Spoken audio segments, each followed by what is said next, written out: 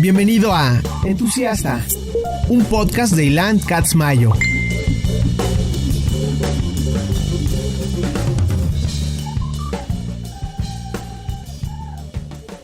Entusiastas patrocinado por Skullcandy. Grandes earbuds, grandes audífonos, gran producto, se los recomiendo ampliamente.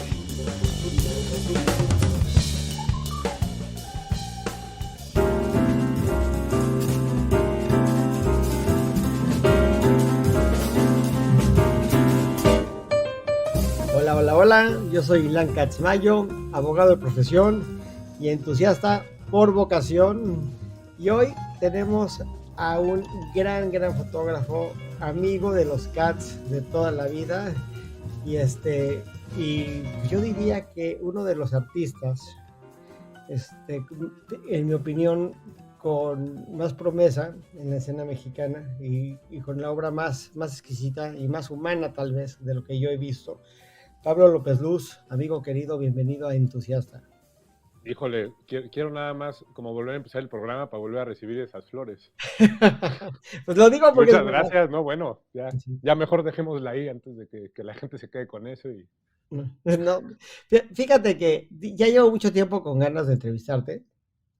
Y entrevisté, cuando estabas haciendo la agenda, entrevistaste a Elena, a tu esposa, porque tenía la película que acababa de salir, que la produjo la de una película de policías.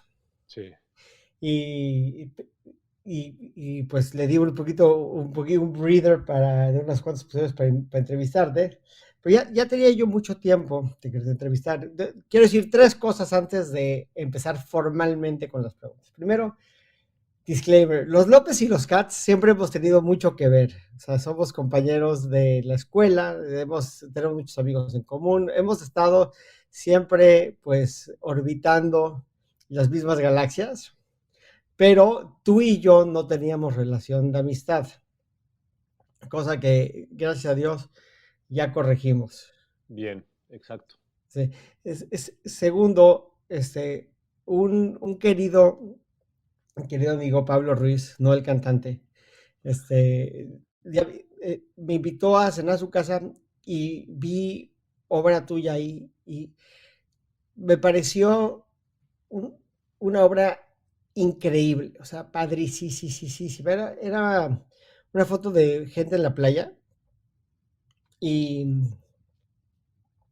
no era la clásica referencia de Vitali, ¿no? Así de como que estos colores chillones y como que pero se parecía, tenía una serie de similitudes, yo creo que conceptualmente o en esencia, o mínimo en lo que me hacía sentir a la obra de Vitali, en el sentido de que, pues, estábamos viendo a gente en su esencia, gente viviendo la vida. No era gente haciendo nada en particular, era gente en una playa, ¿no? Gente siendo gente, ¿no? Personas comunes haciendo cosas comunes en un mundo extraordinario, que me pareció hermoso y me pareció sumamente conmovedor. Y después cuando vi la obra, las fotos de los escaparates, de estos escaparates, que ahorita platicaremos un poco de estos escaparates, los escaparates son como de negocios pequeños, de comercios pequeños de ropa, ¿no? Y enfocados sobre todo a un mercado popular. Y la personalidad del objeto, casi como, lo siento un poco como niño del orfanatorio esperando que alguien venga por él, ¿no?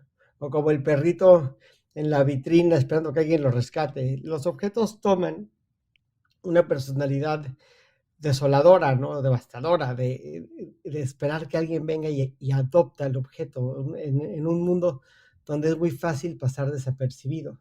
Entonces, veo un enorme humanismo, veo una enorme empatía y un enorme respeto a la experiencia humana en tu obra, y eso me parece muy importante, muy conmovedor.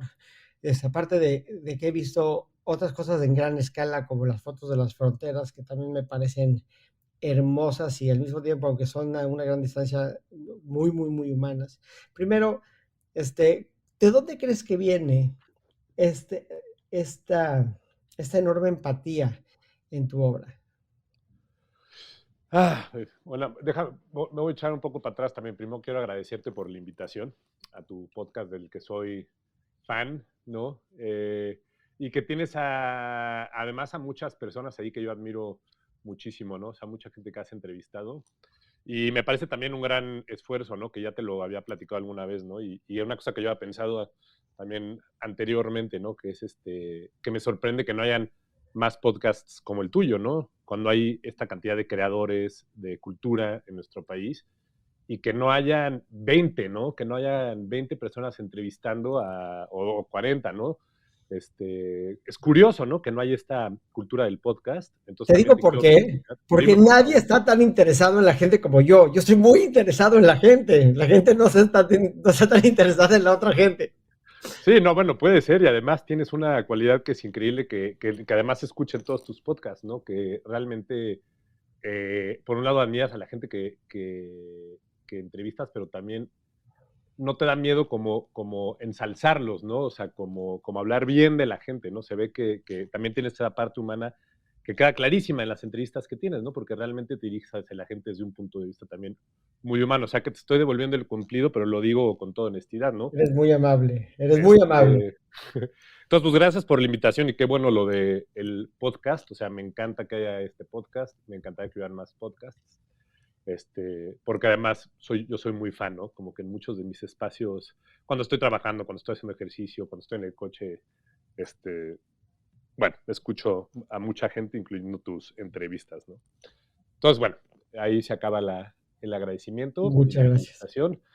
Y ya entrando un poco de lleno a lo de mi fotografía, pues, mira, o sea, la verdad me encanta creo que con toda la gente que ha hablado, bueno, no sé si con toda la gente, pero no es común que se dirijan hacia mi trabajo hablando de mí como desde una perspectiva humanista, ¿no? A veces, obviamente sí, ¿no? Porque hay proyectos que son más, este, que se concentran más en eso, ¿no? Entonces también te agradezco y es una buena pregunta, o sea, déjame ver si lo puedo responder de una manera elocuente.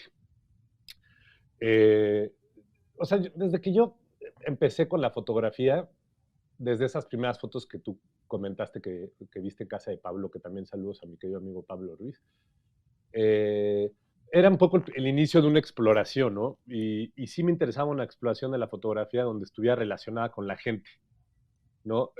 No una fotografía que no estuviera relacionada con el mundo en el que vivimos y con lo que está pasando en el mundo, ¿no? Sobre todo en México en aquel entonces y en América Latina más adelante, ¿no? Entonces sí creo que tengo esta fotografía que tiene una relación directa con la gente, ¿no? Aunque más adelante no aparezcan personas en las fotografías. Me interesaba eso, ¿no? Hablar de lo que está sucediendo en nuestros países, en América Latina, la relación que tenemos con la historia, la relación que tenemos con el pasado, eh, y cómo se refleja un poco en la ciudad. Entonces, pues también al empezar a viajar, digamos que los primeros años yo me concentré más en fotografiar México. Creo que mis primeros cuatro proyectos fueron básicamente realizados en México. Y más adelante empecé a enfocarme más en el continente latinoamericano, lo cual, eh, como tú dices, ¿no? También me abrió como una perspectiva nueva de lo que es América Latina y de lo que es un poco la relación que tenemos con la historia, con el pasado y la relación humana que tenemos con eso, ¿no? Entonces, obviamente cuando yo estoy haciendo fotografía estoy caminando mucho, ¿no? Estoy caminando ciudades, también manejando de ciudad a ciudad. Me ha tocado conocer rincones muy pequeños de, de países, de ciudades, después de viajar mucho, ¿no? Porque he viajado mucho por bastantes países, ¿no? Eso creo que te da una perspectiva mucho más cercana de la gente también, de la gente que lo habita y de cómo vive esa gente. Entonces, creo que también de alguna manera naturalmente ha salido en la fotografía. No sé qué tan claro haya sido. Y en el No, proyecto perfecto. que... De hecho, si me permites interrumpirte, ahora que que lo mencionabas, que que yo he visto mucho, la mayor parte de tu obra la he visto en América Latina, yo, en lugares aparte poco obvios. O sea, no estás en Ipanema, ¿no? O sea, te vas a Ecuador, a, a Paraguay, ¿no? En lugares que son, en mi perspectiva, y lo digo desde la vergüenza tal vez de mi simplismo y de mi ignorancia. A mí me dicen Paraguay, yo me imagino la alcaldía Venustiano Carranza, ¿no? Gustavo Madero, o sea, no, me imagino algo que es muy cotidiano, o sea, muy simple para mí, ¿no? Pero me imagino al Che, ¿no? En moto, ¿no? Claro, Por América Latina, descubriendo la joya de su continente, ¿no? Y viendo más las similitudes que las diferencias. O sea, ahora que lo mencionabas, me acordé de la película de Gael, ¿no? De Walter Salles. claro. Sí, bueno, y curioso que menciones Paraguay específicamente, ¿no? Porque es un país en el que yo solamente he estado una vez y tengo muchísimas ganas de regresar. Y de hecho tenía justo planeados 2 viajes antes de que azotara la pandemia, que era Bolivia y Paraguay. Y Paraguay es fascinante, ¿no? Porque de alguna manera como, bueno, como uno de los países, digo, como uno de los países más pequeños de América Latina y un poco hasta olvidado, se podría decir, ¿no? Digo, tiene fronteras con Argentina, fronteras con Brasil, ¿no? Pero de alguna manera es un lugar que no es claramente tan visitado, ¿no? Porque a lo mejor no tiene este, el atractivo turístico quizás de otros países que No tiene glamour. a lo mejor no, no, pero por otro lado es fascinante porque es un país, por ejemplo, que tiene tribus todavía que viven completamente separadas de la civilización como la conocemos nosotros, ¿no? O sea, tribus que no tienen contacto con el hombre fuera de sí mismos, de sus propias comunidades, que están metidos en la selva, ¿no? Que están metidos en esta selva paraguaya fascinante y que no tienen relación con el mundo, ¿no? Entonces, ¿qué cosa más natural, digamos, qué cosa más fascinante que se mantengan estos grupos que existan todavía, ¿no? Y existen en Brasil, existen en Paraguay, y creo que para de contar, ¿no? Y tiene una cultura increíble, ¿no? Relacionada un poco con eso, con su historia, que tiene una historia tremenda también, o sea, unas guerras fuertísimas que dejaron al país parado en 2 patas, ¿no? Bueno, en una pata. En fin, pero sí. Entonces, bueno, volviendo un poco al proyecto que mencionabas, el de los escaparates, ¿no? Aparadores, que se llama Baja Moda, que es el último proyecto, era un poco eso, ¿no? Luego la gente me dice, ay, qué envidia que vas a viajar ahora a Argentina, ¿no? Y les digo, bueno, sí, o sea, obviamente yo estoy muy contento de ir, pero, o sea, no estoy en Buenos Aires en los bares, en los restaurantes, ¿no? O sea, estoy trepado en un coche en la provincia, en ciudades Buscando pequeñas, escaparates. buscando escaparates. Buscando escaparates. Entonces, y pues sí, ¿no? O sea, al final creo que ese proyecto representa mucho lo que es un poco América Latina de alguna manera, ¿no? Esta mezcla entre la resistencia a la globalidad, a la resistencia a al mundo global, al mundo occidental, y que todavía logra resistir, ¿no? Que todavía se mantiene. Y está un poco ahí, ¿no? En estos aparadores de ropa que logran permanecer en un momento tan difícil, ¿no? En un momento en el que cualquiera de estos locales podría ser tomado por una tienda de teléfonos celulares o de discos piratas, de tiendas internacionales que tienen el poder de comprarte y, ¿no? O un Y ese es un 7-Eleven, poco, ¿no? ¿no? ¿Mande? O un 7-Eleven. Un 7-Eleven, sí, aquí en México un Oxxo, ¿no? O sea, que son tiendas que permanecen, que ahí están, ¿no? Y yo creo que en gran parte, por lo que he platicado con algunos de los dueños o de los que trabajaban ahí, es porque es gente que es dueña de esos locales desde hace 50 años, ¿no? Entonces, al ser dueños no tienes la presión de tener que pagar estos locales en los centros de las ciudades o en las afueras de las ciudades. Y es una cuestión de resistencia, no es lo que ellos hacen, ¿no? No, o sea, son estas tiendas de zapatos que a veces son los mismos zapateros los que son los dueños de esos espacios, ¿no? Y que están ahí porque eso es lo que hacen, ¿no? Porque si les quitas eso, se acaba su sustento, no económico, ¿no? Su sustento emocional Su hacia la identidad. vida, ¿no? Su Su identidad, identidad. exactamente. Entonces, sí, es un proyecto que intentaba reflejar eso, ¿no? Como esta resistencia latinoamericana y un poco qué es lo que pasa en América Latina, ¿no? Que de repente no está tan representado también en el mundo de la fotografía Pero lo que contemporáneo. es fascinante para mí de ese proyecto es que vas de país a país, inclusive a países como Cuba, que se ve la diferencia en la mercancía, en el volumen de la mercancía en el escaparate, Sí, inclusive en la forma en la que ponen los escaparates, porque pues en Cuba a veces lo adornan con una pues botella de plástico, con un huevo, ¿no? O sea, con cosas absurdas para que tengas un objeto ahí. Pero todos son iguales. O sea, si yo no te digo que uno es que Ecuador y que otro es México, no lo sabrías. sí, es verdad. Exactamente, creo que la única excepción son algunos casos en Cuba, ¿no? Ujú. Algunos, ¿no? Porque hay muchas que Por- son de Cuba que también no, ¿no? pero por escasez, por la escasez, no Sí, por es otra cosa, tremendo. ¿no? Entonces, es, para mí es un comentario de muchas cosas, obviamente, pero en particular de las similitudes entre todos nosotros, no en las diferencias entre todos nosotros.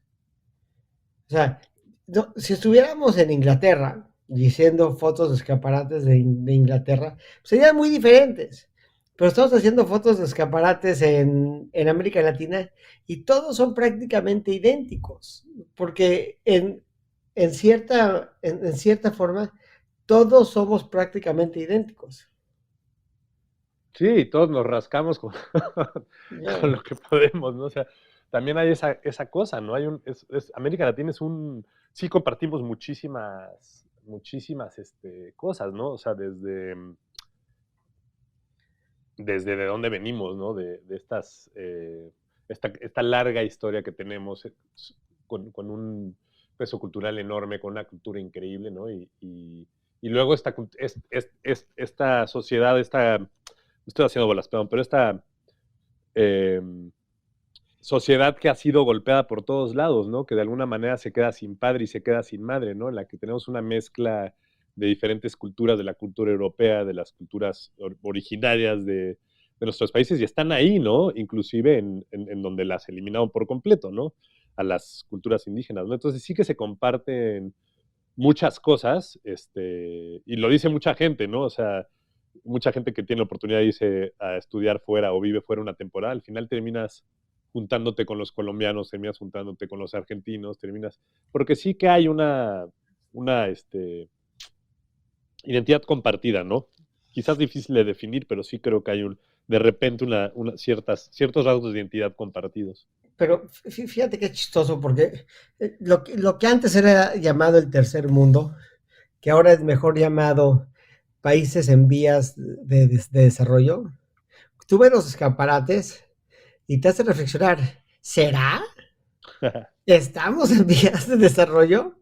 Porque parecería en ciertos grados que estamos estáticos, ¿no? Claro, Estáticos, atrapados en, en pues primero, una incapacidad de tener movilidad social y económica, sí, con un sistema que parecería estar diseñado para que no tengas movilidad social y económica, y paralelamente donde estos comercios se están volviendo de moda porque, de moda no es la palabra, perdón, porque no es una cuestión de gustos, se están volviendo obsoletos porque no puede competir el de la esquina con los monstruos, o sea, pues, Walmart se lo trae de China y lo vende más barato y Electra te da crédito y todas estas otras cosas, ¿no? Entonces, es, eh, en cierta medida es el registro de un mundo que se está acabando.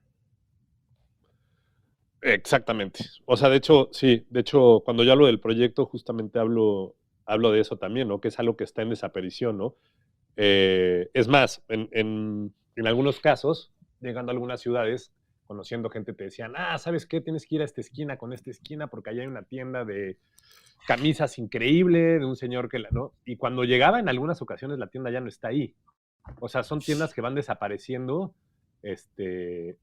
de año en año, ¿no? O sea, es más, muchos de los lugares que fotografié probablemente hoy en día y más después de la pandemia ya no existan.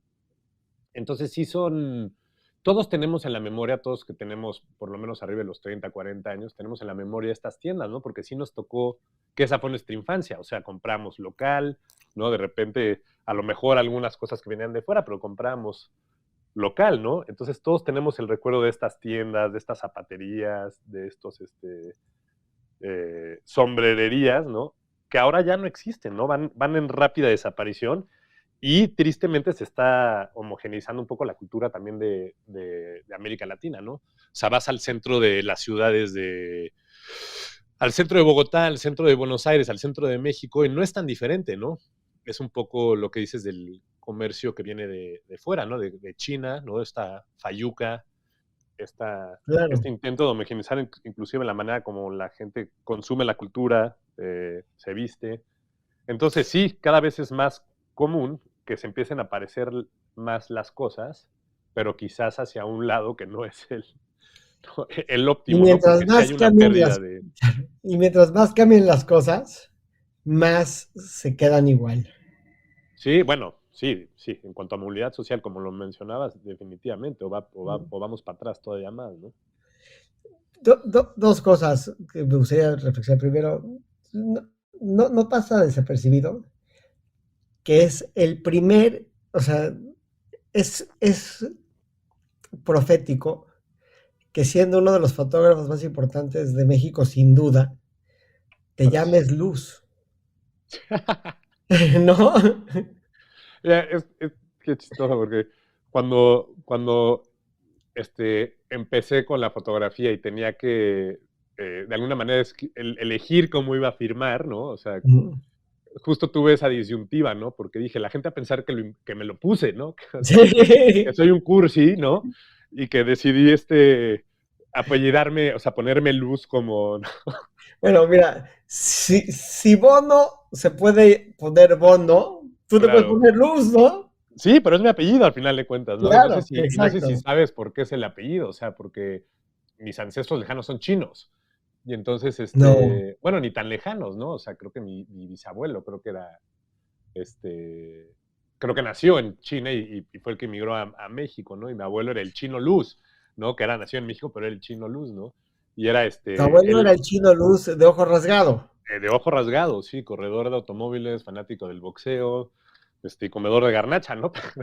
Entonces, el apellido quedó Luz porque fue la transformación, supongo, de Lu a Luz, ¿no? Digo, no tenemos esa información, porque mi abuelo murió y además se separó de la familia cuando mi madre era muy pequeña, entonces no hubo tanta relación, pero en los últimos años, pero fue la mexicanización o españolización del apellido chino, ¿Él era el papá de tu mamá o el abuelo el de tu papá de mi mamá? mamá. O sea, el papá de tu mamá era chino. Ajá, bueno, él nació en México, pero se veía chino, pues, o sea, y era el chino Claro, Luz, ¿no? Corredor de automóviles a la Panamericana también. ¿de veras? ¿Y qué Sí, hacía? sí, sí. Tenía una fábrica de leche en polvo. O sea, era un big time empresario de fuera. Pues sí, creo, o sea, no super big time, pero sí tenía una buena posición, ¿no? Ahora, tú vienes de una familia donde el arte no solamente ha sido importante, sino era el negocio. O sea, tu papá es galerista. Sí. ¿Cómo fue crecer en una casa donde el arte era importante? ¿Cómo eran tus papás? O sea, yo creo que hoy en día te diría o sea, que no hay nada mejor para mí que haber nacido en esa familia, ¿no? En esta familia. Lo digo honestamente, ¿no? O sea, la cercanía que tuvimos siempre con el mundo del arte, y era el mundo del arte y el mundo de la cultura, ¿no? O sea, mis padres desde muy pequeños siempre, bueno, mis padres siempre ha sido su pasión, ¿no? De ambos, de mi mamá y de mi papá. Saludos a ambos, si en algún momento escuchan esta entrevista. Y era increíble, ¿no? Es lo que considero casi como más valioso de mi desarrollo, ¿no? Era, no solamente ir a ver museos todos los fines de semana, íbamos a la exposición que hubiera en donde fuera, ¿no? Esos eran un poco los planes de los fines de semana, que yo de pequeño me aburría muchísimo Así es. y no me gustaba, pero bueno, después ya en algún momento me acuerdo que desperté y dije, ¿no? Qué maravilla poder estar aquí, ¿no? Y eso fue una, y la otra eran las comidas que habían en casa de mis papás, ¿no? Que las siguen habiendo.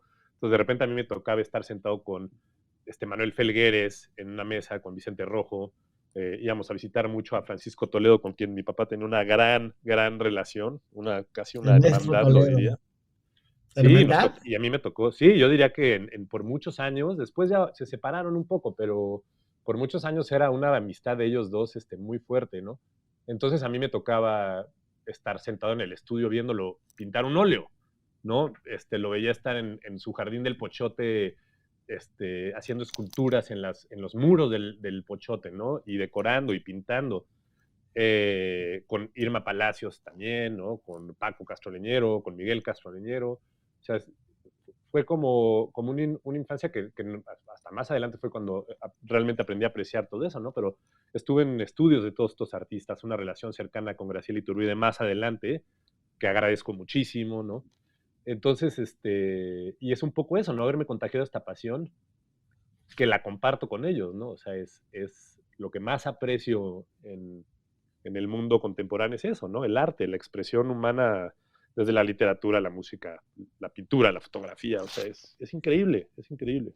Y es un poco, y es fuerte que no haya más gente, ¿no? Que no exista esta relación quizás porque la gente está concentrada y preocupada por otras cosas, ¿no? Pero es un mundo espectacular, ¿no? Totalmente. Ahora que dices El que cine, ¿no? cuando eras niño y que te llevaban con toda la hueva del mundo a ver cosas, un día me acuerdo que llevé a Max. Había una exposición de Carlos Amorales Ajá. en el MUAC. Entonces llevamos a Max, ¿no? Max estaba súper chiquito, tenía como 6 años. Buena exposición para llevarlo además, ¿no? Sí, sí, sí. Aparte, pues, el sábado, ¿qué vamos a hacer? Pues vamos, ¿no? Sí, pero además muy escenográfico lo de las mariposas, ¿no? Exacto, ¿no? Y me dice Max, papá, me dice, el arte, me dice, el arte me da, siento que lo veo, en ese entonces ahora ya le gusta el arte, dice, pero lo veo y siento que quiero vomitar. Y le digo, bueno, le dije, eso es bueno porque o sea, te está Exacto, provocando una reacción, o sea, si el exactamente. arte te provoca una reacción, eso es para eso es el arte, para que te hagas sentir algo. Me dice, no me estás entendiendo. O Está sea, buenísimo eso. físicamente quiero vomitar. ¿No? Sí, no, bueno. Bueno, Sí, imagínate que o sea, yo fui criado católico en la infancia, ¿no? Después ya en la adolescencia y eso hicimos una separación, pero los planes eran la iglesia y después el Centro Cultural Arte Contemporáneo, ¿no? Y me acuerdo que era o sea, tus como, papás eran de misa. pues nada más para nuestra crianza, ¿no? O sea, yo creo que nunca lo he platicado con ellos, pero yo creo que básicamente fue porque creciéramos ahí, que era un poco una cultura también familiar. Pero Claro. no, o sea, una vez que nosotros tuvimos o sea, que pasamos la infancia, nunca regresaron ni ellos ni nosotros a la iglesia, ¿no? Salvo para eventos sociales. Este, Y, pero sí, o y sea, ese era el plan, ¿no? Yo me acuerdo que era lo peor. O sea, era como, yo quiero estar sentado viendo la tele o jugando fútbol, fútbol lo que sea. con mis amigos en el edificio, ¿no? Y ya, no, vamos a ir ahí después a ver una exposición al Centro Cultural de Contemporáneo. Yo digo, qué maravilla y qué tristeza que ya no tengamos ese museo, ¿no? Porque era una joya también, ¿no? Totalmente. Oye, ¿y por qué la fotografía? O sea, de todas las cosas, o sea, tú que tuviste acceso a todo, Sí. con la excepción de Graciela, pues todo tu mundo era de pintores. Todo el mundo era de pintores, además, porque la relación de mi papá, ¿no? Bueno, Ramón López Quiroga, creo que no lo había mencionado, fue con pintores, escultores y escritores, no tanto con fotógrafos en un inicio, siempre fue un gran admirador de la fotografía y del trabajo de Graciela, entre otros, pero fue más adelante que esa relación se desarrolló. Y no sé qué era, yo creo que uno es que nunca me vio un talento para nada más porque con las manos soy bastante malo, ¿no? Entonces ni para hacer muñequitos de palitos me quedan peor que a cualquier otro del salón, ¿no? El carrito me salía pésimo. Entonces creo que fue falta de talento por un lado, pero eso es una justificación porque también tengo una cámara en las manos desde que soy muy chico, ¿no? Ok. Bueno, es más, perdón, te voy a contar, a ver si no me voy a extender mucho, pero realmente viene de otro lugar. Ahorita no sé por qué. Mi padre tuvo un mejor amigo por muchos años, ¿no? Que era un alemán, de estos alemanes como exploradores, que viajaban por el mundo justamente. Y fue uno de sus grandes amigos y después murió, pues bastante joven, ¿no? Tristemente. Y para que te des un poco la idea del personaje, era, o sea, él fue mi padrino de primera comunión, que ahí fue lo último a lo que llegué en mi carrera católica, Eclesiástica. eclesiástica. Y mi regalo de primera comunión, que fue mi padrino, fue una navaja, ¿no? Y una caña de pescar, ¿no? Ok. Entonces era un gran Buenos personaje. regalos. Sí, era un gran personaje que vivía en Estados Unidos y que trabajaba ciertos meses del año y viajaba los otros meses. O sea, él tenía un trabajo fijo en el que trabajaba creo que 7 meses y luego viajaba. Pero se iba al Amazonas con una lancha para inflar, ¿no? Y se iba a Brasil y al Amazonas y se trepaba y contrataba gente local y pescaba y comía lo que pescaba y desayunaba lo que pescaba. Y venía a la casa después de estos viajes con rollos y rollos revelados con cajas de diapositivas y las veíamos, o sea, hacíamos una sesión en la casa, nos sentábamos en el comedor y proyectaba las imágenes. Y nos iba proyectando y nos iba contando lo que había vivido, ¿no? Sus vivencias, a quién había conocido, quién eran los personajes que aparecían en estas fotografías.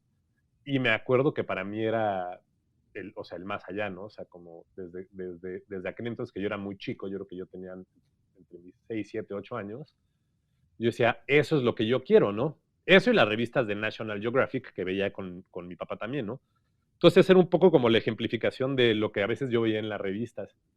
Entonces, mientras cenábamos y eso, él nos iba contando las historias. Y desde muy pequeño yo decía que quería ser fotógrafo explorador, ¿no? Cuando te preguntaban en la escuela. Entonces, sí fue algo que traje desde siempre. Y desde muy pequeño traje una cámara, ahora sí que colgada al cuello. Qué padre. O sea, Sí, es una porque. historia padre, la verdad. Y nunca lo dudaste. Nunca bueno, lo dudé cuando acabé de estudiar, que yo estudié comunicación. Y hubo un Ujú, momento ahí que dije, bueno, ya me voy a poner a trabajar porque si no, no me voy a poder mantener, ¿no?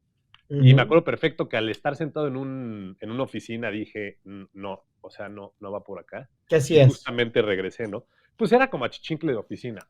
¿Lo de qué oficina? Una oficina de diseño, de grandes proyectos de diseño, desde diseño gráfico hasta diseño así para espacios públicos.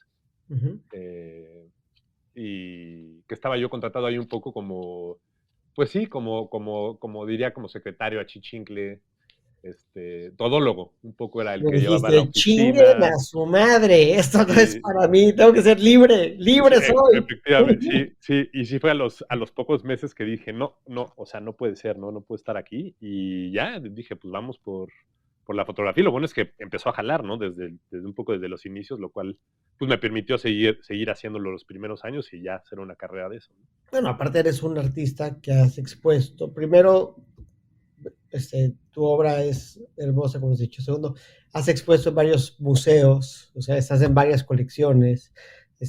Si cualquiera te googlea, va a ver cosas de ti en museos como San Francisco, Museo de Arte Moderno. O sea, hay, eres un artista que has estado muy, muy presente y que sin duda eres muy reconocido por lo que has hecho. Pero una de las cosas Gracias. que me gusta mucho de tu fotografía es que tú eres un fotografía artista.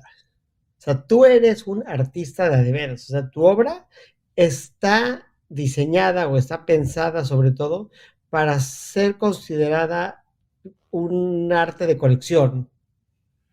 Sí, o sea, nunca hice trabajos comerciales, ¿no? Nunca he tenido la necesidad de hacer trabajos comerciales con la fotografía. Y siempre la idea fue que fuera una manera de expresarte, ¿no? Una herramienta de expresión, no tanto solamente para representar algo, ¿no? Entonces, nunca estuve interesado en la fotografía de los paisajes, de los viajes, ¿no? O sea, un poco la idea por la que entré a la fotografía era para eso, ¿no? Para intentar expresar ideas o intereses personales. Y sí, pues es una fotografía artística Y te, y que te está pensada sientes, para eso, ¿no? Para tratar de proponer algo, ¿no? Proponer un diálogo, proponer una idea nueva y poderla o publicar o en libros o en revistas, eso sí, o claro, exhibirla y Y claramente, pues, un gusto si alguien lo tiene en su casa, ¿no? Colgado. A mí me gusta mucho que te siento muy cerca o más cerca de la escuela alemana de Ujú. fotografía, de esta fotografía como muy ortodoxa, Sí, de el espacio, lo que es el espacio, ¿no? De captar eso, ¿no? Yo no sé si coincides conmigo, sobre todo lo veo mucho en tus paisajes que has hecho de las fronteras y de la Ciudad de México, ¿no? Esto es lo que es, ¿no? O sea, si decirle al, al espectador qué es lo que debería de estar mirando. O sea, simplemente es esto, punto, ¿no? No hay nada señalando a ningún lado. sí, sí, ahora sí un poco como diría, o sea, el término que luego se le pone es el social documentary, ¿no? De alguna que podría ser, ¿no? Un, Ujú. sobre todo con los paisajes que mencionan, ¿no? Los primeros proyectos. Y sí, definitivamente hay una relación con los fotógrafos alemanes, pero también mucho con los fotógrafos americanos de los años 70, de los años 80, ¿no? Que justamente fueron los primeros en voltear el ojo hacia la ciudad, ¿no? Hacia la ciudad, hacia lo anodino, ¿no? Hacia lo que no había estado representado antes, ¿no? No tanto hacia las grandes ciudades, sino también hacia los pueblos, los suburbios. Como Abedón, Podrá ser Avedon en sus personajes, pero Louis Baltz, que es un fotógrafo que yo admiro muchísimo, ¿no? O Robert Adams, Stephen Shore, y luego un artista que también hace fotografía, que es Jean-Marc Bustamante, que es francés, también fue una influencia importante en un inicio, ¿no? Que estaba fotografiando los suburbios de Barcelona, con fotos que casi, o sea, casi anodinas, ¿no? En las que no hay, es un cacho de tierra lo que está fotografiando, ¿no? Un terreno, una construcción que apenas está en desarrollo. Y luego los alemanes, obviamente, con esta estética que iba más allá de todo, ¿no? Que utilizaron y que siguen utilizando, pues, lo máximo de la tecnología, pero con contemporánea, pero también como mezclándola con lo análogo, ¿no? Que era estos grandes paisajistas, ¿no? Que Thomas Truth o Thomas Ruff o Candida Hofer, digo todos, Gursky. Entonces, creo que fue una mezcla entre los dos, ¿no? Porque te eran los intereses de los fotógrafos a lo mejor americanos, pero un interés a lo mejor estético más cercano a los alemanes, ¿no? Gran formato, fotografía muy limpia, y tú cuidada. eres de esa escuela, a ti te gusta el old school, a ti te gusta el formato medio, no te gusta lo digital, No, tú no eres de esos. no. No soy de esos. No, a mí me gusta, digo, el último proyecto que estoy haciendo, lo estoy haciendo en cámara de gran formato, ¿no? Con placa, ¿no? Con negativo de placa. Y es la primera vez que lo hago, pero sí, es una cuestión de, no es tanto que esté en contra de lo digital, porque también lo he utilizado. Es más bien, qué es lo que mejor funciona para los proyectos, ¿no? Entonces, por las condiciones en También las es un que tema de estilo, ¿no? Es como por estilo, Roversi. estética, sí, es un poco lo que, si estás fotografiando paisaje, pues necesitas un archivo de muy buena calidad, ¿no? O sea, un negativo de buen tamaño, y también no puedes traer una cámara que te cueste un dineral en los suburbios de las ciudades en las que estoy fotografiando, ¿no? O en los suburbios de la Ciudad de México, ¿no? Porque, o sea, el peligro está ahí siempre, ¿no? Siempre está el peligro que te puedan robar, que te puedan bajar la cámara, ¿no? Entonces, eran varias decisiones, ¿no? Nunca he podido tener esa gran cámara, ¿no? Digital que te da la misma calidad y casi que ni la quiero, ¿no? Porque estaría más nervioso de traerla en una mochila que de mi vida que Aparte, de la ¿cómo imagen que corres, voy no? a hacer, Dices, ¿no? si tienes que salir corriendo, no Exacto, puedes con una camarota, no puedes. claro, sí. Entonces, sí es mucho eso, ¿no? La calidad, o sea, lo que buscas en las imágenes, ¿no? Que la calidad esté ahí. Para mí es muy importante que haya un muy buen detalle, una muy buena calidad en todas las fotografías que hago, ¿no? Entonces, por eso ahora el salto a gran formato. Y bueno, y hablando un poco también de, volviendo a las referencias, pues claro, ¿no? Era un poco Estados Unidos, Alemania, y luego lo que he intentado a lo largo de los años, justamente volteando a América Latina, trabajando solamente en México y en América Latina, es también eso, ¿no? Como adoptar estas influencias, pero un poco llevarlas hacia una narrativa nueva de América Latina, ¿no? De México. ¿Cuál es esa narrativa nueva, si la pudieras definir? Pues yo creo que me gustan dos conceptos, ¿no? Uno es como el concepto de identidad, ¿no? No tanto el concepto de identidad compartida, sino el concepto de identidad de cada eh, lugar o de cada país, ¿no? Que El está muy uniqueness. ligado, sí, que está muy ligado justamente al pasado, al presente, a la relación entre el pasado y el presente, que es el otro tema, ¿no? ¿Cuál es la relación que existe hoy en día entre nuestro pasado y el mundo contemporáneo? Es diferente, obviamente, en cada país, y hay países en los que hay puntos en común, ¿no? Sobre todo en países como Perú, México, ¿no? Guatemala, todavía Bolivia, donde hay una relación fuerte entre las grandes civilizaciones del pasado, ¿no? Que dejaron además arquitectura y el mundo contemporáneo, ¿no? Que de alguna manera sigue ligada, sigue conectada a estas civilizaciones, ¿no? Del pasado, ¿no? Entonces es un Qué poco eso, ¿no? La chistoso. identidad, relación entre la historia y el mundo contemporáneo. Son un poco los temas que más me interesan hoy en día. Y en esta época de la hiperconectividad, que estamos todos conectados y podemos ver la obra de todos, por ejemplo, en materia como de arquitectura, te vas a Brasil y ves arquitectura de Brasil, y, o sea, intrínsecamente brasileña moderna, Sí. y todo se parece a Tadawando, Claro, ¿no? claro, No se parece nada a lo que pensarías que podría ser obra de Brasil, ¿no? O sea, claro, todo, dices, pues todo es pues, moderno, concreto, expuesto, no, todo, no, no es lo que tú pensarías, ¿no? Y así es un claro. poco México. O sea, México, hoy, si tú ves lo que está pasando en México, lo que está pasando en México está mucho más ligado a un producto contemporáneo Sí. que a un producto folclórico. Sí, claro, claro. Bueno, es esta como, volvemos a lo mismo, ¿no? Es esta como necesidad de pertenecer a ese mundo global, ¿no? O a esa necesidad de ser parte de ese mundo global. Hay un fenómeno increíble que no sé si lo has visto, asumo que sí, porque sé que eres un gran fanático de la arquitectura, pero este fenómeno que se está dando en Bolivia, ¿no? Específicamente en la ciudad de El Alto, en Bolivia, que es la ciudad continua pegada a La Paz, que es una arquitectura que le dicen el cholet, ¿no? Que es una arquitectura que retoma un poco todos los símbolos gráficos del mundo indígena boliviano y está plasmado en la arquitectura contemporánea, ¿no? Pero lo curioso de esto es que es básicamente un arquitecto, ahora hay muchos, ¿no? Pero básicamente fue un arquitecto que empezó con esto y que lo ha llevado ahora sí que a sus últimas consecuencias, ¿no? Que se llama Freddy Mamani.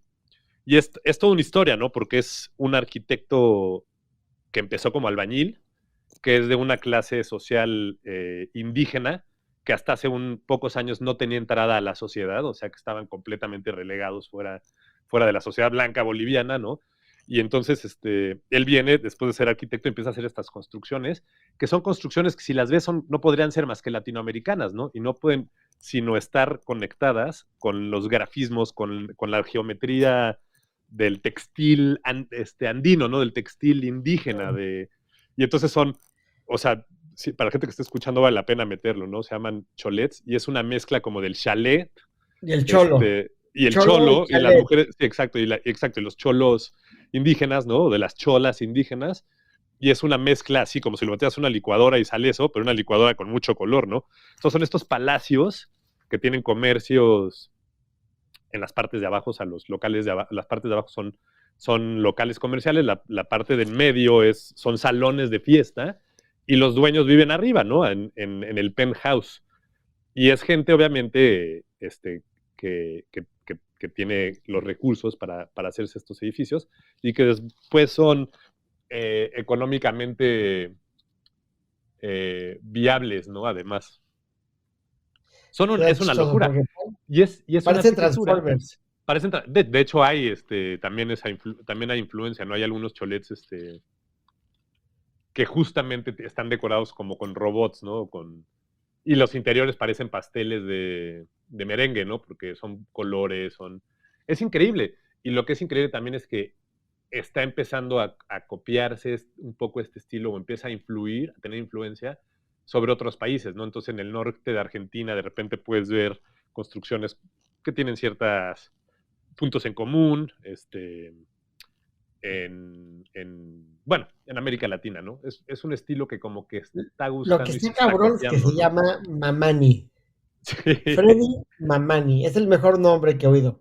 Sí, pero ¿sabes qué? El apellido Mamani es justamente un apellido indígena que hasta hace pocos años no podías, creo que ni tener servicio militar. O sea, estaba tan relegado de la sociedad contemporánea boliviana, y no quiero hablar mal de los amigos bolivianos, que Mamani es un apellido que tiene mucho peso en Bolivia, Ajá. porque era eso, ¿no? Como de los estratos más bajos de la sociedad, ¿no?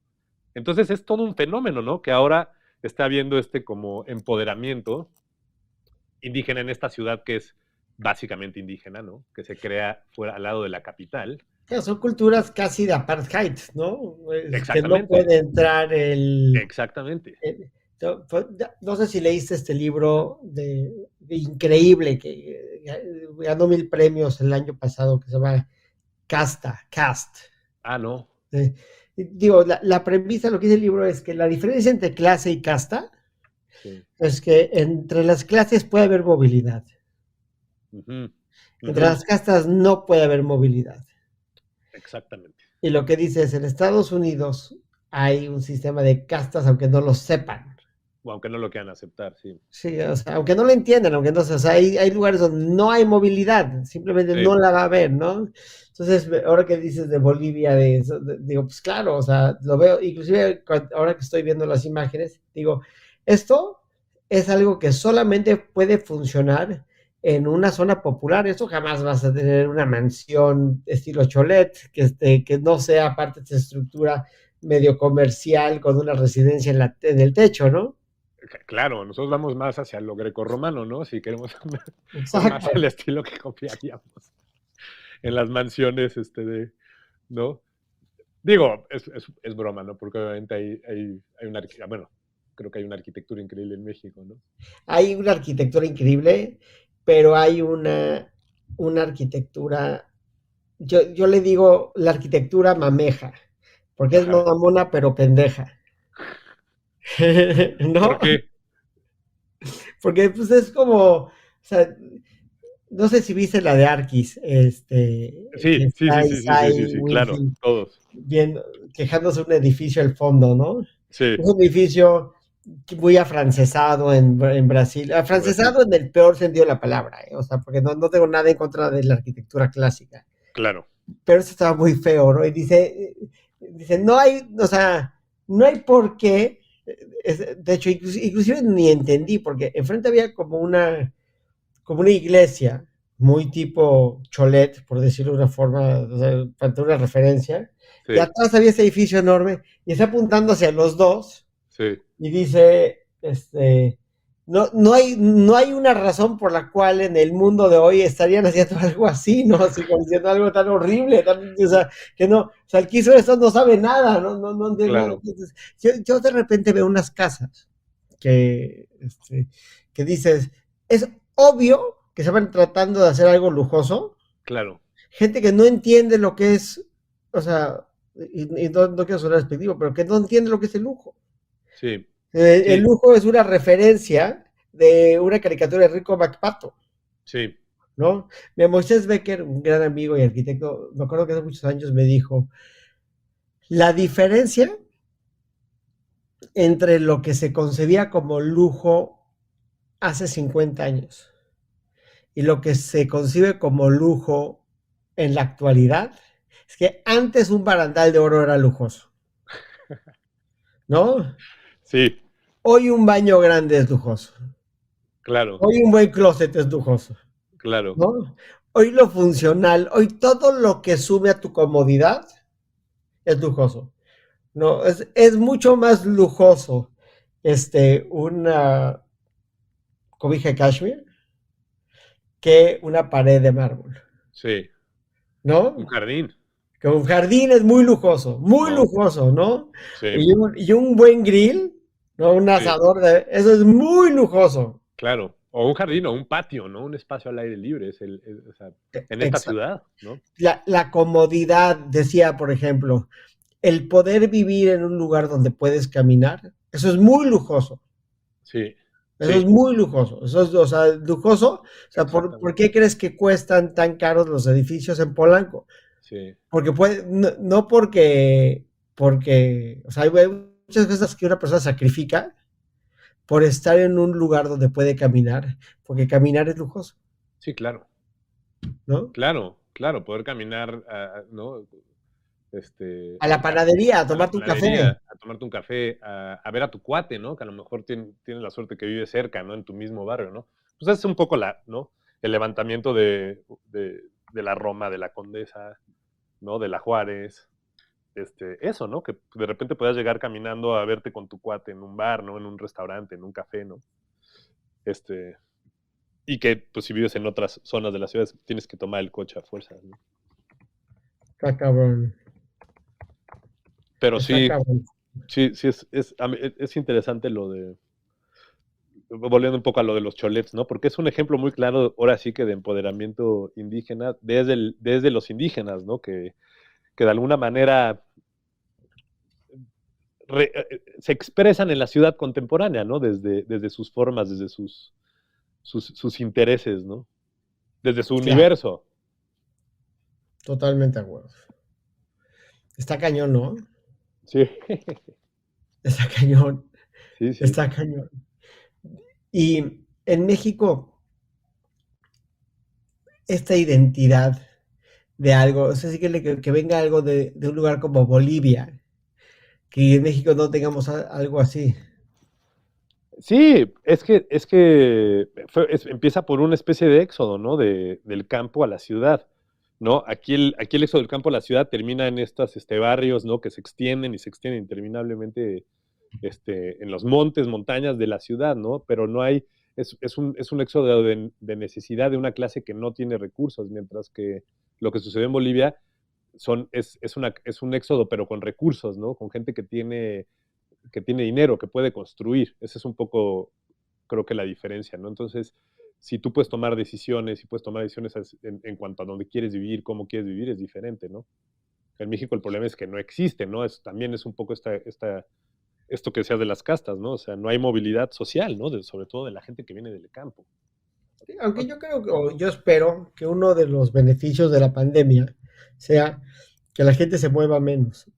O sea, Sí, lo que pasa es que la gente vive en lugares donde no tiene opciones. O sea, la, la mayoría de los mexicanos viven en lugares lejos para llegar a lugares donde hoy prácticamente no tienen que ir, salvo en casos muy particulares, y pasan su vida sentado en el transporte público, que eso yo creo que es un tema, ya lo he dicho aquí, de derechos humanos. O sea, tú sí, no le puedes exigir a una persona que para ganarse la vida esté 4 horas en el transporte público. es una locura. Tienen que existir distintas y mejores soluciones, porque digo, vamos a pensar que tú tienes a una persona que viene de Chalco Sí, a Ciudad de México a Reforma todos los días a sentarse en una oficina. Y dices, ¿realmente es necesario? O sea, ¿cuánto sí, estás pagando por ese espacio de oficina? O sea, ¿no sería más fácil darle los recursos para poder replicar eso cerca de su casa? No te digo necesariamente en su casa, pero cerca de su casa. O sea, ¿no sería más fácil darle a una persona una fracción de lo que se gastan en renta para que en vez de hacer un home office, que yo creo que el home office no es práctico para la mayoría de las personas, pero para poder tener un espacio a 15, 20 minutos, 30 minutos de su casa, donde puedan tener eso, pues digo, es un comentario social de esta época de transición, porque se nos olvida a veces que nosotros venimos de la generación de los grandes cambios en la forma de pensar. Es decir, cuando tú y yo éramos adolescentes, ser homosexual era un terrible estigma social. sí, Hoy, ser homosexual es o sea, lo menos escandaloso del mundo, ¿no? Hoy nos escandalizamos de cosas que son pues, realmente escandalosas, como que los niños no tengan medicinas para exacto. el cáncer, ¿no? No es escandaloso que un hombre se enamore de otro hombre, Sí, ¿no? Y en esa evolución de la forma en la que pensamos, que a veces discutimos pendejadas, pero no importa.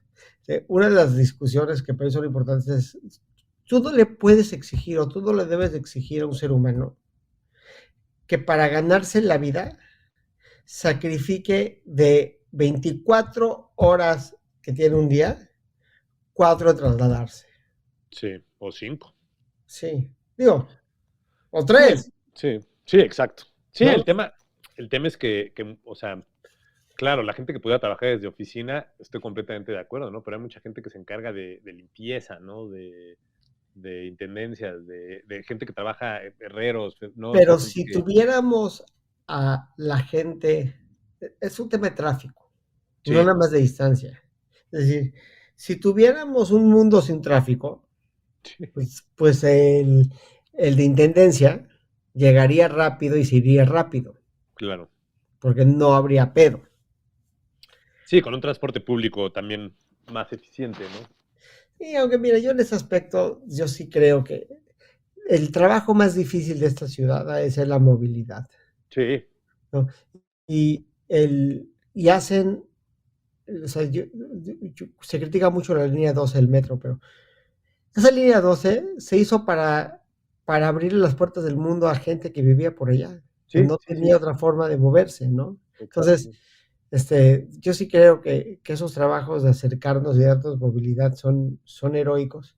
Y también creo que, que también tenemos que empezar a pensar en que no todos tenemos que estar hacinados en las mismas ciudades. Sí. O sea, sería mucho más fácil decirle a la gente, pues vete a Pachuca o vete a Puebla o vete a Toluca o vete a un rancho, vete a un lugar donde tu calidad de vida sea diferente y trabajemos a distancia. O sea, trabajemos y vente cuando tengas que venir. Sí, era el gran problema de la centralización que, ¿no? O sea, que ha vivido México desde siempre, ¿no? En donde todo estaba en las grandes ciudades, ¿no? Así Entonces es. la gente tenía que mudarse, ¿no? Que trasladarse a las grandes ciudades, porque ahí es donde estaba tu manera de sobrevivir, ¿no? El trabajo. Sí. Mira, ahora estoy haciendo el proyecto en el que estoy trabajando ahorita desde el año pasado, que es el proyecto que estoy haciendo en gran formato, estoy fotografiando el maguey, ¿no? Estoy como regresando al símbolo de la mexicanidad así máximo, ¿no? Que es el maguey, específicamente el maguey pulquero, ¿no? Entonces he Ujú. tenido, pues, relación obviamente con los campesinos que son dueños de estas tierras y que crecen el maguey, que subsisten de vender litros de pulque a 10 pesos, ¿no? O del aguamiel, o de, este, bueno, todos los productos, ¿no? Los gusanos de maguey, ¿no? Y te das cuenta o sea, justamente las posibilidades de movilidad que tienen estas personas, ¿no? Que están trabajando en el campo desde familias, ¿no? O sea, que es una chamba heredada porque esa es su única posibilidad, ¿no? Porque la educación en esas zonas es una mierda, ¿no? Que porque nadie la ha mejorado y que viven un poco de lo que logran ellos crecer y también un poco de lo que les da el gobierno, ¿no? Cuando hay apoyos del gobierno, ¿no? Y te das cuenta de la distancia que existe entre el campo y la ciudad, ¿no? O sea, Claro. de la distancia que existe con estas personas que están completamente conectadas con el mundo natural, con lo que sucede con las temporadas, con la temporada de lluvias, con la temporada de secas, ¿no? Que aprenden a leer un poco lo que va a pasar en el día, nada más de ver las nubes, de sentir el viento, ¿no? Pero de las condiciones en las que viven en comparación con la ciudad, ¿no? Y por eso entiendes el éxodo de la ciudad. Pero si tú ves a alguien que vive este, hasta arriba de la montaña, en en alguna de las periferias de la ciudad, quién sabe si es y que pasa 4 horas diarias en el transporte público, quién sabe si es mejor que de donde venían de alguna manera, ¿no? Pero pues es un tema muy complejo, yo creo, es un tema difícil. Pero hacen hermoso poder fotografiar eso. Sí, es increíble también poder estar en relación, o sea, relacionarte con gente con la que, bueno, yo nunca había tenido esa relación, ¿no? Sí, y es increíble porque es de estas cosas que no se pueden confundir con algo que no es mexicanidad. Ajá. Es la identidad de qué, o sea, el tequila, tomemos o no tomemos tequila, o el mezcal, tomemos o no tomemos mezcal, O es el algo que pulque, que ya es está muy abandonado, ¿no? el pulque. Pero ya entiendo que el pulque no haya pegado, ¿eh? O sea, que el tequila no haya pegado, diría yo, qué raro, ¿no? Qué Pero, raro. sí. Pero el pulque para mí sí, yo nunca, ahora sí que yo soy alcohólico en recuperación, yo muchas dejé de Ajá. tomar, pero si hay una cosa que nunca tomé es pulque y qué bueno que no lo tomé.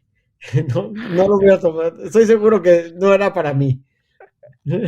Pero tenía, o sea, yo creo que también lo que pasó es que se lo llevó el mercado del tequila y del mezcal, ¿no? Pero las pulquerías eran mucho más, estaban mucho más presentes en la ciudad por muchas décadas, ¿no? El problema también es que no puedes conservar el pulque a menos que le quites todo lo que lo hace pulque, ¿no?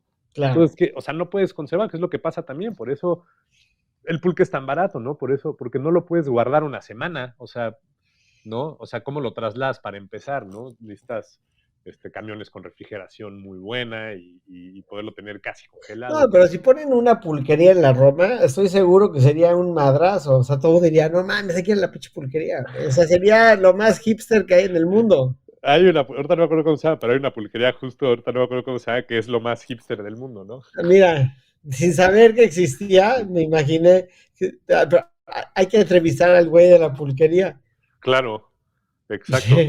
Pero es increíble, ¿no? Y bueno, el chiste un poco de este proyecto era eso, ¿no? Como agarrar el símbolo máximo, pero también ver cómo se ha trasladado. Es un poco está de alguna manera relacionado con lo que hablamos del proyecto de Baja Moda, ¿no? Porque el maguey del campo que estaba en Einstein en la película de Viva México o que aparece en las fotografías de los grandes fotógrafos o de Weston o de Modotti o de Álvarez Bravo, ¿no? El maguey termina saliéndose del campo y llegando a la ciudad también, ¿no? Y en las ciudades rayado, apuntado, se utiliza para mensajes de amor, puede ser hasta para mensajes de violencia, ¿no? Y el maguey de repente está abajo de un puente, ¿no? Abajo del periférico, abajo en el viaducto. Y entonces también es un poco como romper con este mito, ¿no? O sea, está el mito, está el maguey perfecto, ¿no? En su estado más natural en el campo, con montañas en el fondo, ¿no? Y está el maguey que está en la ciudad, abajo de Río Churubusco, ¿no? En el puente de Río Churubusco y que está venido a menos, con 3 vasos que le pusieron ahí encima, con una lata de Coca-Cola. Entonces un poco también como ver un poco lo que sucede con esta México, identidad, ¿no? ¿qué le pasa a la identidad de los países también, ¿no? O sea, ¿hacia dónde va, no?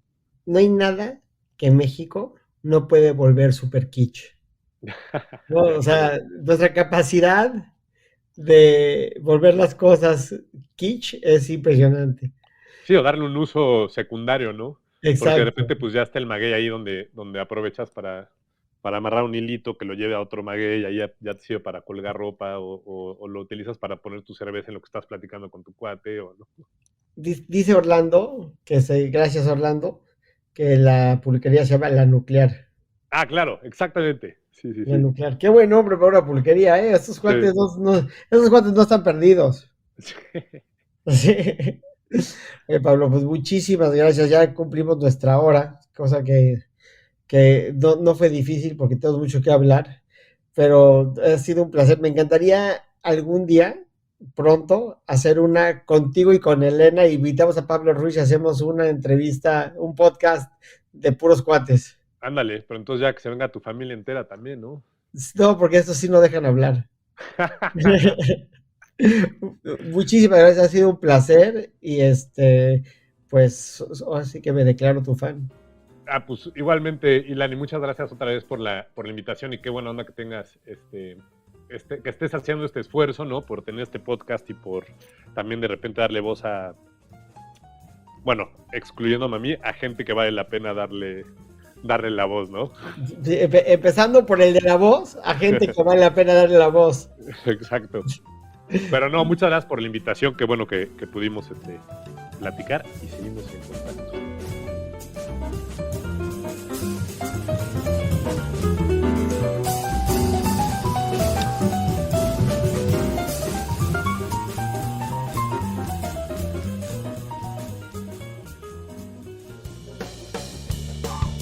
Entusiastas patrocinado por Skull Candy. Grandes earbuds, grandes audífonos, gran producto, se los recomiendo ampliamente.